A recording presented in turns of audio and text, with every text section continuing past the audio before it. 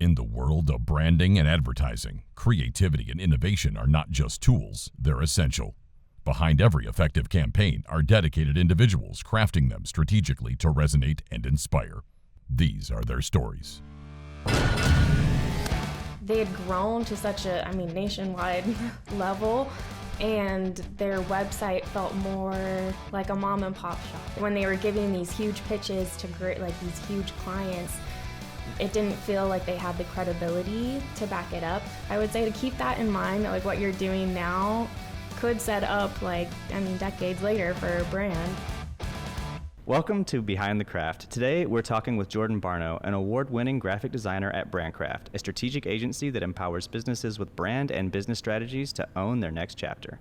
At Brandcraft, Jordan uses design techniques and creative strategies to bring brands to life and drive results for our clients. Today, we're going to talk about the visual identity systems in brand, how they informed the directions we take in design projects, and the specific techniques utilized in some standout work Jordan has done for a longtime client, the Carpark. Jordan, good morning. Good morning. I'm so excited to be here.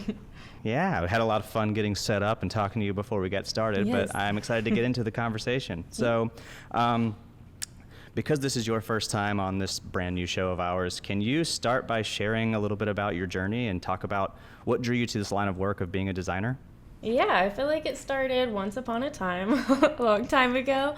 I always knew I wanted to do something creative and in that field, but always felt like I enjoyed problem solving and more like analytical thinking to just fully be an artist.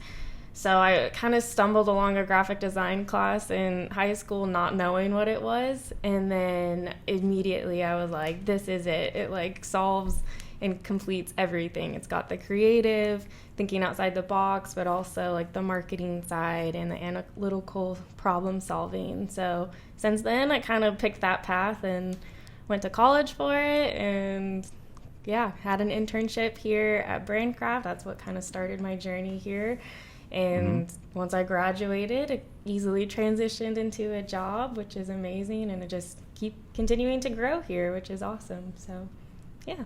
Yeah, that's great. I love the strategic side that you talk about and solving problems, because that is really, at the end of the day, what kind of differentiates someone from being just a designer to being a true marketer, which I think is the skill set we all try to have here. So how do you define the relationship between brand and design? Speaking about that strategy, not just the visual identity, but the messaging and the audience for one. And then why is it important that a brand's goals and audience and voice align with a company's visual identity? I feel like it's so intimately intertwined, all of these concepts. I feel like if you're lacking in one area, it's like you're missing that whole picture, which means then the intended audience isn't getting the right message. So to me, you have to have all of the messaging and the goals and all of that align to influence the visual identity. And then that visual identity reinforces all of those core values. They go hand in hand. And if you want the best, most accurate picture, then you kind of have to have it all together and can't skip out on any of those parts. Yeah, we were just talking yesterday in the office, and I was saying, how funny would it be if you had a brand that come in and they've got skull and crossbones and flames and everything, and then you go through a brand exercise and it's like, well, we just really care and we're just very soft and we take our time. It makes no sense that these two things don't go together. No. So on that same theme, let's get into this project. Who is the Carpark and what is it that they do? The Carpark is a great client that we've had for a really long time, and they specialize in helping their clients with parking and mobility services. So whether that's valet parking at the airport or a hospital, or parking structures downtown, paid parking, street parking, anything related to that, they kind of handle. And what's awesome about the Carpark is how tailored they make their approach to their clients. They're very customizable, and they care to such a detail-specific level. So it was really cool to get to work with them when they care that much about their clients. It makes it exciting to be part of a company and brand that's so passionate and cares that deeply. So what was your role? What kind of work have you done for the car park exactly? Like what all kinds of things have you done for them? I've done lots of stuff for them. It's actually awesome because my first client meeting that I was a part of as an intern was the car park. I sat in and just kind of listened and observed, but they were so kind and welcoming to me immediately, like right off the bat. So it made me feel at ease working with this brand and this client. But since then, I've gone on to do obviously their website, but stuff like updating their signage for parking and finding your way around downtown, offshoot ads and like table banners and covers for trade shows. So done a lot of like little parts and pieces throughout the year and a half, 2 years that I've been here. So yeah. So you've been really involved with this brand at like a lot of different touch points and places, which is interesting. I actually, I played in the basketball tournament in Spokane, what's it called? Hoop Fest. And I parked in a car park parking lot. Do you know off the top of your head how many, like where they are, like all their locations and stuff? They're nationwide. I mean, so many locations from West Coast to East Coast. So yeah, they're quite large. Yeah. So your work's everywhere is what you're saying. You've put some work out there that's all over the country. Cool. So walk me through the process for something like the car park website. That's something that you mentioned. So like, how do you decide on the direction? How do you know what's right? I feel like it's something that, especially with working with such a long-time client, it kind of evolves through time. So as we were working on different signage and posters and those kinds of things, we kind of started going in a direction in design that was very like bold and minimalistic and very clear cut. So when it came time to the website, that direction, that kind of momentum was already carrying us. So it made it a little bit easier to kind of get the ball rolling. What were the goals? So what was it they wanted to accomplish with this new site? Like what things maybe were they struggling with in the past, or what did their last site not have that this one you wanted to work on? Their last site was pretty dated, I would say, especially with how fast technology is changing and improving all of the time, specifically in web. And they couldn't really customize their website or make updates on their end. And they had grown to such a, nationwide level. Yeah. And their website felt more like a mom and pop shop. It felt like when they were giving these huge pitches to these huge clients, it didn't feel like they had the credibility to back it up in their website. So that was something that they really wanted to change. They were like, hey, we can offer these like super customized, specific solutions to our clients' problems, but they don't always see that. Like, sometimes you can, we try not to, but you definitely do judge a book by its cover. So yeah. So they really wanted to make sure that their website reflected their capabilities and gave credibility to those. Yeah, I know. So you're it's doing kind of two things in a way. We talk a lot about companies that typically a lot of the clients that we work for are at a stage where they've grown to a certain level that they're no longer this small company anymore. And then because of that, though, if they don't update their brand, don't update their identity, they're kind of talking to and speaking to the wrong clients. So by doing this, you're kind of helping the right clients, those like higher end, higher value clients that they're looking for, national clients, and just showing them that they really are who they have become, and they don't still look like that old mom and pop shop you're talking about. That's a big deal for sure. All right, so we kind of already touched into this, how did you, let's just get into the design, I guess. Walk me through and talk about, you talked about that it was minimalistic and bold, which I like, because those two things can, at least to me, initially sound like they're opposites. So how do you do that? How do you make it bold and minimalistic? I feel like the minimalistic part, I guess you could frame it as like it's clear. Their message, their services, how to navigate their website, everything is clear. The website is, quick to load, easy to use, those kinds of things. And there's not a lot of like busy work, if that makes sense. Like we want the message to come across, we want it to be clear, but it's bold because they say what they say and they stand by that. And their colors are, black, yellow, maybe gray, like pretty bold, kind of in your face a little bit. But yeah, I guess that's what I mean by like the bold and minimalistic together. Yeah, well, the minimalistic thing is interesting because I think oftentimes there are exceptions to this, but oftentimes that really minimalistic style means you're giving it a lot of space, you're giving a lot of white space and empty space, but it makes it look higher end, which you talked about they needed to do. They need to stop looking like a mom and pop shop. But then, yeah, obviously also they use really bright colors, which again, it stands out. It does stand out. When I parked at that parking lot in Spokane, I was like, hey, that's our client. I didn't even know that they were, that's where I was going. But I saw it, easily recognizable from the small sign outside the parking lot. So on the site, there's a lot of animations too, and some really engaging elements. I think in that way, it sort of goes above and beyond what you normally would do with a website. I don't think people typically think about animations and animated graphics and things like that. So how does that reinforce that message and show that capabilities in your mind?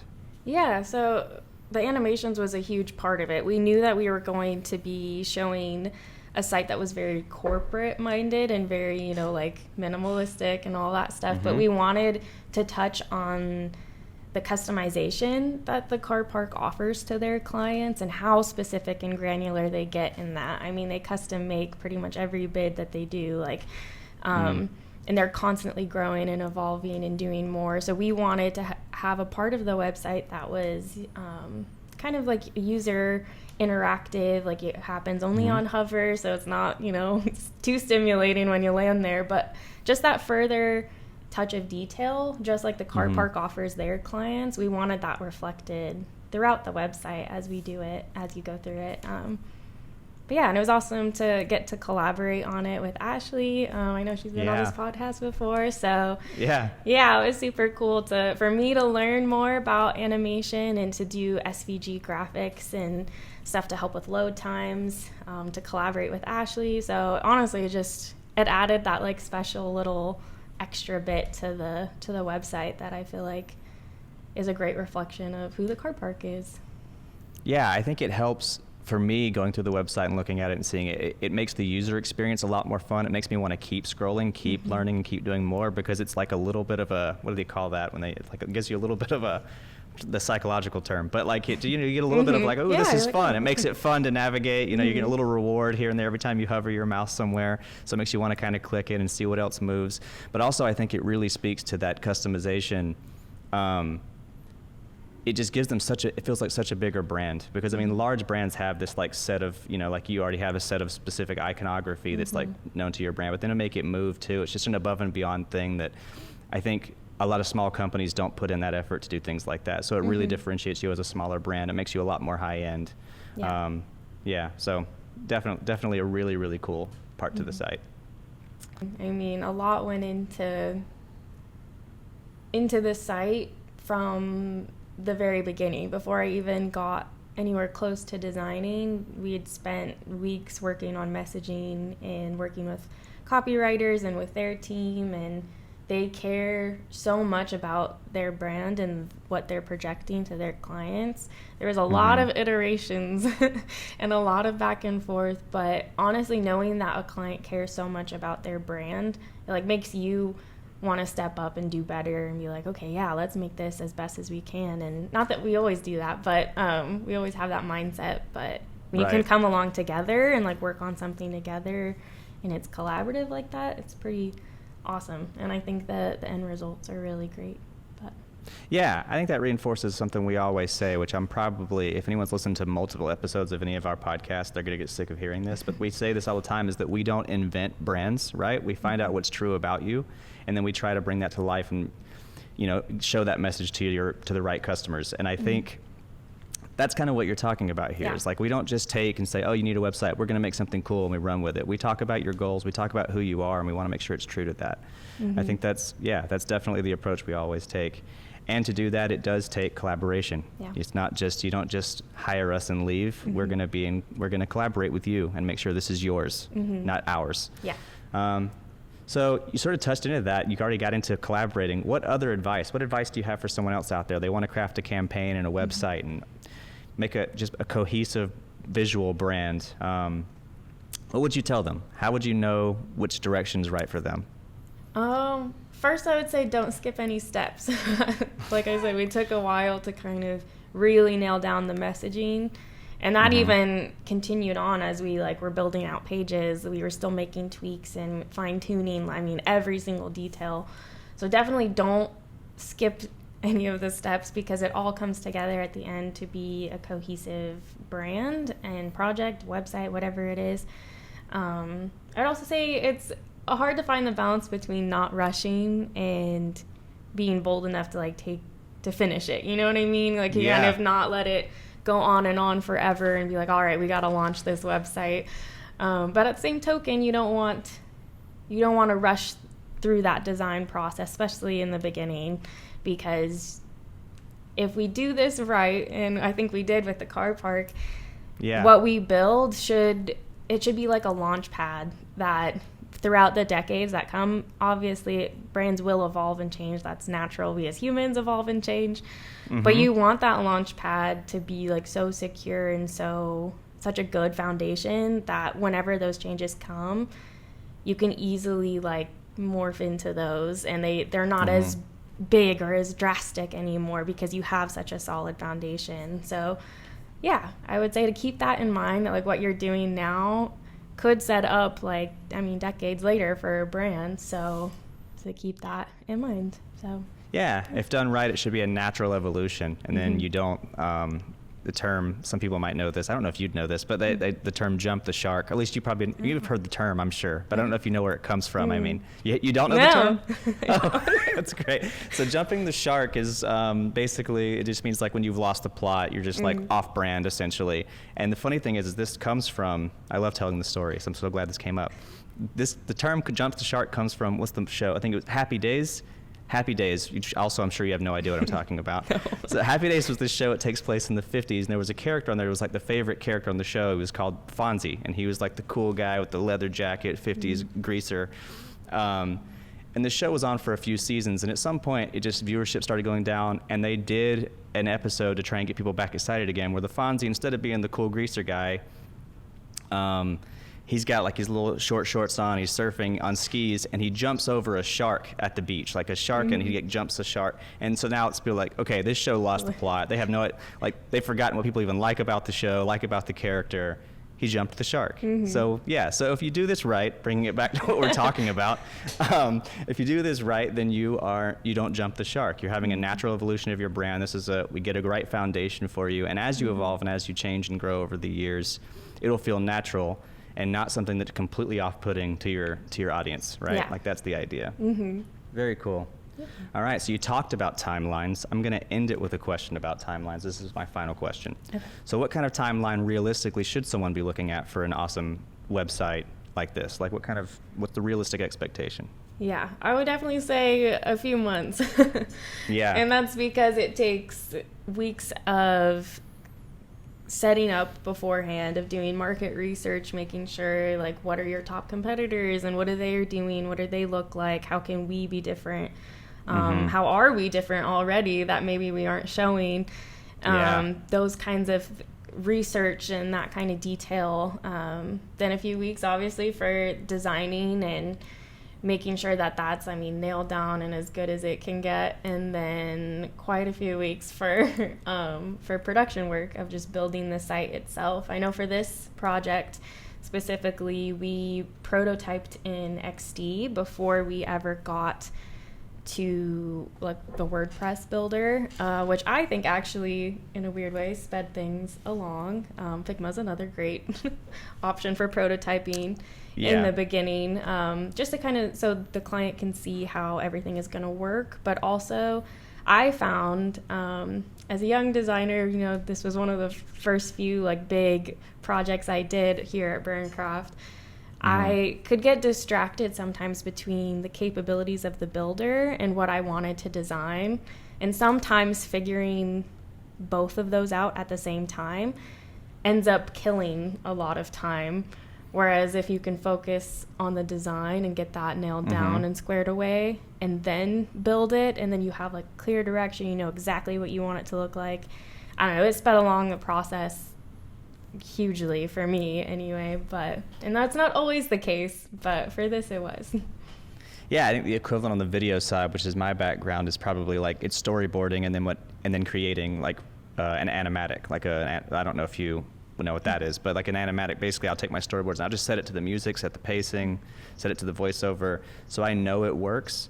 And then when you're on set and go to shoot, you don't have to worry about being inspired. It's okay if you are. Like in your case, it's okay if you get an idea in that design phase too. But if nothing else, you've got a solid plan. You know what the pages are going to look like, and you can just zone out, not get any inspiration because you were inspired already before, and you have your template to follow. Yeah. Yeah. Awesome. Well, thank you so much for coming on. The work, if you want to check out the work that Jordan has done, it is thecarpark.com. You can check them out on the internet and on the interwebs, and also probably parking lots somewhere in your city. So drive around. If you see a really cool sign with a car and a yellow circle, that's them. It's a yellow circle. I guess it depends on the sign color. Anyway, yeah. Well, thank you so much, Jordan. I appreciate it. I'm sure we'll have you back on again sometime. Well, thanks for having me.